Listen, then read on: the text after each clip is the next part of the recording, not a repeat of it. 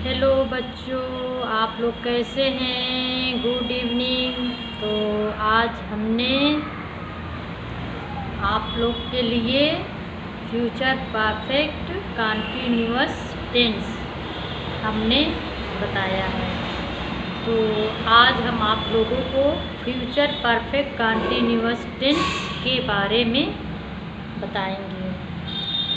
तो हमारा future perfect continuous tense क्या होता है और किस प्रकार से हम इसको ट्रांसलेट कर सकते हैं, तो ये सारे फार्मूले हमने बोर्ड में लिख दिया है। और आप लोग को समझ में नहीं आएगा तो आप लोग कमेंट करिए।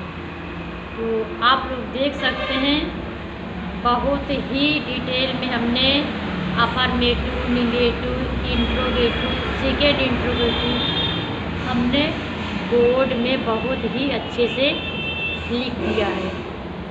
तो चलिए अब देर नहीं करते हैं और हम स्टार्ट करते हैं। तो फ्यूचर परफेक्ट कंटिन्यूअस टेंस को हम किस प्रकार से पहचान सकते हैं कि ये हमारा फ्यूचर परफेक्ट कंटिन्यूअस टेंस है।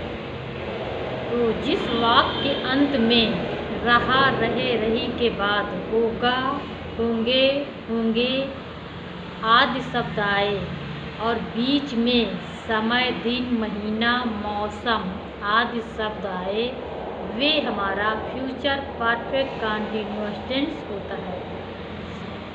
मार्कर कुछ ज़्यादा इसमें चल नहीं रहा था, यानी ख़त्म हो गया है। इसके वजह से ये इंक बहुत ही यानी दिख नहीं रहा है। तो आप थोड़ा 1 मिनट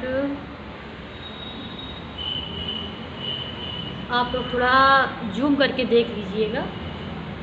तो हमारा आता है अफर्मेटिव सेंटेंस, यानी स्वीकारात्मक वाक्य, यानी साधारण वाक्य। आप सरल भाषा में आप देख सकते हैं। सरल शब्द में जैसे कि हमारा कोई भी वाक्य होता है कि हम स्कूल जा रहे हैं, हम खाना खा रहे हैं। तो ये हमारा फ्यूचर परफेक्ट कंटिन्यूअस यानी कि अफर्मेटिव सेंटेंस होता है। तो चलिए, जैसे हमारा अफर्मेटिव सेंटेंस में सबसे पहले क्या होता है? सबसे पहले सब्जेक्ट होता है, फिर शैल या will plus, have plus, been plus, main verb में आईएनजी प्लस सब्जेक्ट, सिंस या फॉर प्लस टाइम आदि। ये हमारा होता है अफर्मेटिव सेंटेंस। उसके बाद हम आते हैं नेगेटिव सेंटेंस, यानी नकारात्मक वाक्य। किसी वाक्य के बीच में नहीं शब्द जुड़ा होता है, तो इसको हम बोलते हैं नेगेटिव सेंटेंस। चलिए देखते हैं। सबसे पहले हमारा सब्जेक्ट यानी कर्ता होता है, फिर हमारा शैल या विल होता है, प्लस नॉट होता है, हैव होता है, बीन होता है, प्लस मेन वर्ब में आईएनजी प्लस सब्जेक्ट। उसके बाद सिंस या फॉर, यानी इन दोनों में से हमको एक लिखना होता है, या सिंस या फॉर। यानी सिंस का प्रयोग हमको निश्चित समय के लिए करना होता है और फॉर का प्रयोग हमको अनिश्चित समय के लिए करना होता है, और प्लस टाइम। तो ये हमारा था नेगेटिव सेंटेंस। और एग्जाम्पल जैसे कि मान लीजिए, अब हमको कैसे क्लियर करना है, ये हमारा सिंस लगेगा या हमारा फॉल लगेगा। जैसे हमारा 1993, 1994, संडे, मंडे, जनवरी, फरवरी, ये हमारा यानी निश्चित समय निर्धारित होता है। तो यहाँ पे हम सिंस का यूज करते हैं। तो अब हम आते हैं इंट्रोगेटिव सेंटेंस में। इंट्रोगेटिव सेंटेंस में क्या होता है?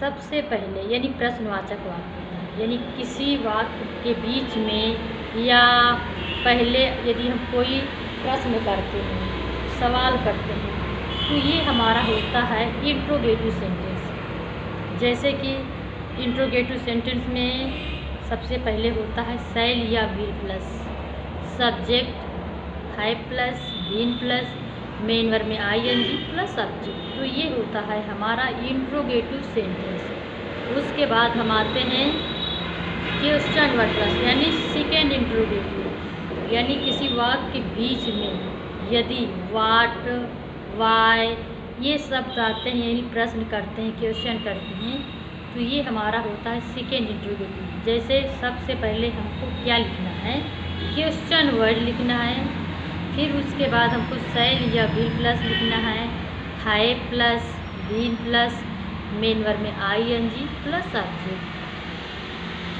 फिर उसके बाद आते हैं सिंस या पर्पस, यानी इन दोनों में से हमको एक लिखना है। निश्चित समय के लिए हमको सिंस का यूज करना है और अनिश्चित समय के लिए फॉर प्लस टाइम। तो ये था बच्चों हमारा आज ये फ्यूचर परफेक्ट कंटीन्यूअस टेंस है। तो बस आज बस इतना ही, और कल आप लोग से मिलते हैं एक नए टेंस के साथ। तो अब फ्यूचर परफेक्ट कंटीन्यूअस टेंस को हम इंड करते हैं और आप लोगों से कल मॉर्निंग में मिलते हैं। तो ओके बाय, थैंक यू।